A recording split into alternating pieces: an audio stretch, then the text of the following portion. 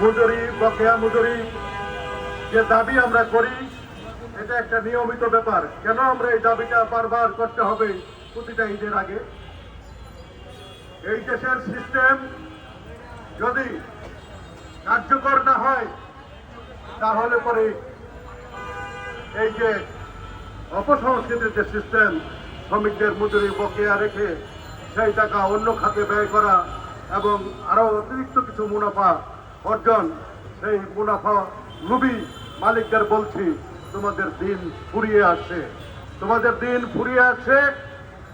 আমরা নবনির্বাচিত সরকারের কাছে দাবি করছি, 20 রমজান আজকে চলে যাচ্ছে, 20 রমজানের মধ্যেই সমস্ত বকেয়া সহ বোনাস পরিশোধ করুন এবং শ্রমিকরা যেন নিরাপদে বাড়ি যেতে পারে, ঈদ আনন্দের সাথে সামান্য উপভোগ করতে পারে।